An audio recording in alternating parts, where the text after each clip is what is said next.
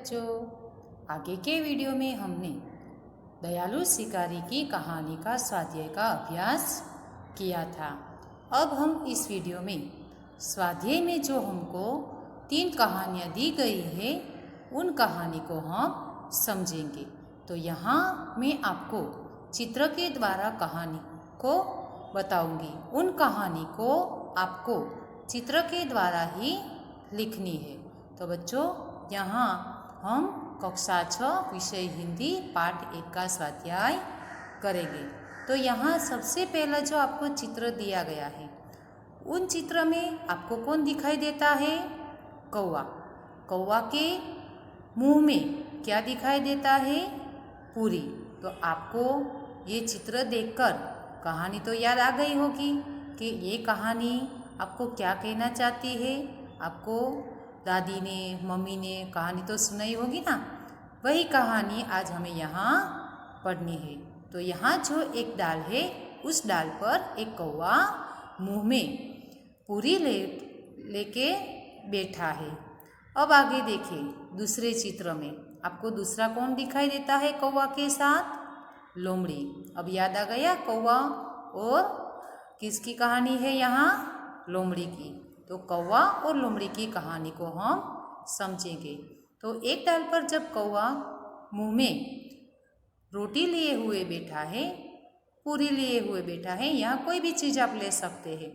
तो यहाँ कौवा जो पूरी लेकर बैठा है, वहाँ एक लोमड़ी आ जाती है और लोमड़ी कौवे के मुंह में पूरी देखकर उसका मुंह यानी कि उसका मुंह में पानी आ जाते हैं, यानी कि उनके मुंह में पानी आ जाता है। वो सोचता है कि मैं इसकी पूरी कैसे लूँ। ये सोचकर वह सोच में युक्ति करता है। लोमड़ी तो पहले से ही चालाक होती है, इसलिए उसने एक युक्ति की। वो सोचता है कि कौवे के पास जो पूरी है वो उनके पास से मैं कैसे ले लूँ। ये सोचते हुए वो कौवा को कहता है, अरे कौवा भैया, आप तो बहुत गाना अच्छा गाते हो, ऐसा मैंने सबको कहते हुए सुना था, तो मुझे भी वो गाना सुनाइए ना।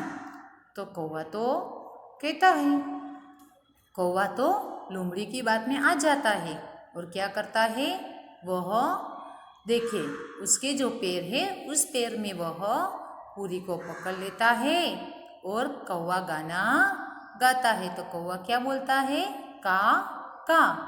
तो वे ऐसे बोलकर लोमड़ी को खुश करने का प्रयत्न करता है। अब क्या होता है, उसने तो ये युक्ति की थी कि कौवा जब मुंह खोलेगा तो पूरी गिर जाएगी और मैं ले लूँगा, लेकिन ऐसा नहीं हुआ। कौवे ने क्या चतुराई की, उसने पैर पे पूरी पकड़ ली और गाना भी गा लिया और लोमड़ी को खुश भी कर दिया। लेकिन यहाँ लोमड़ी खुश नहीं होती है। वह क्या होता है, लोमड़ी निराश होकर चली जाती है। तो बच्चों, यहाँ हमारी एक कहानी पूर्ण हुई। आपको भी अपने विचार के द्वारा ही इन कहानी को लिखना है। अब हम जाएंगे दूसरी कहानी पर। तो दूसरी कहानी में आपको हम कछुआ और हंस की बात कर रहे हैं। ये सुनते हुए आपको याद आ जाएगा, ये सभी चित्र देखेंगे ना तो उसकी कहानी का नाम भी आपको याद आ जाएगा कि ये कहानी कौन सी है। बच्चों, कहानी लिखते समय कहानी का नाम होना बहुत ज़रूरी होता है।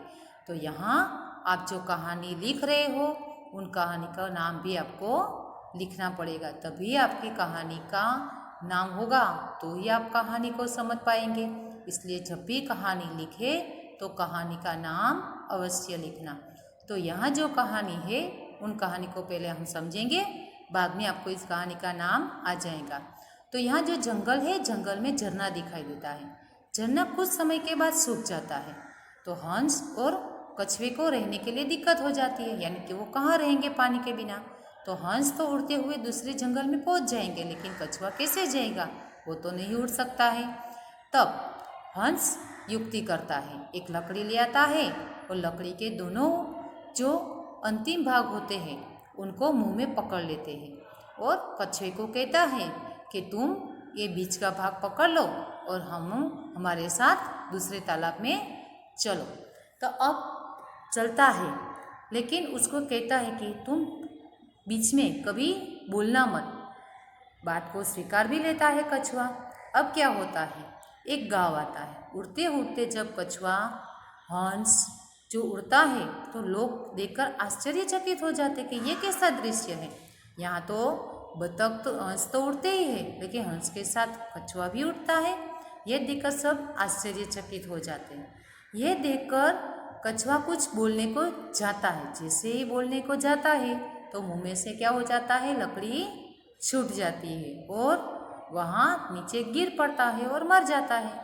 तो इससे क्या होता है कि यहाँ कछुआ की जो बात की है उनका नाम है बातूनी कछुआ। तो हमें इसका साथ क्या मिलेगा कि जब भी हमें योग्य समय पर और योग्य सही वक्त पर ही बोलना चाहिए।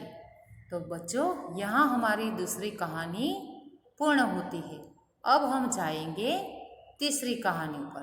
तो तीसरी कहानी देखकर आपको कौन दिखाई देता है? कौवा। कौवा और उसके आसपास क्या दिखाई देता है? एक घड़ा और घड़े के आसपास घर।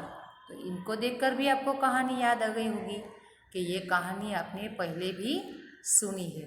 तो यहाँ जो कौवा दिखाई देता है वह कौवा को क्या लगती है? प्यास लगती है। क्या लगती है? प्यास।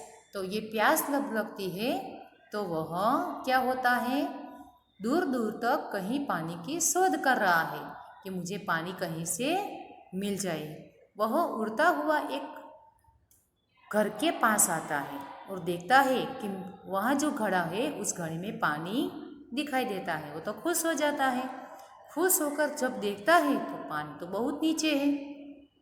अब सोचता है कि मैं क्या ऐसा करूं जिससे ये पानी ऊपर आ जाए। आसपास देखता है तो वहाँ उसे क्या दिखाई देते हैं? कंकड़ दिखाई देते हैं। वो कंकड़ को वह पानी में डाल देता है। तब क्या होता है, जैसे जैसे कंकड़ नीचे जाते हैं वैसे वैसे पानी ऊपर आ जाता है। जब पानी मुंह तक आ गया तो कौवा क्या करता है? पानी को पी लेता है। तो यहाँ पानी पीकर कौवा क्या करता है? उड़ जाता है। तो ये है कौवे की चतुराई। अब यहाँ हमने 3 कहानी को सुना। मैं ऐसा प्रयत्न करूँगी कि आप इस कहानी को अपने हाथों से यानी कि चित्रों के द्वारा अपने विचार से लिखने का प्रयत्न करेंगे। तो चलो बच्चों, आज हम यहाँ तक पूर्ण करते हैं। धन्यवाद।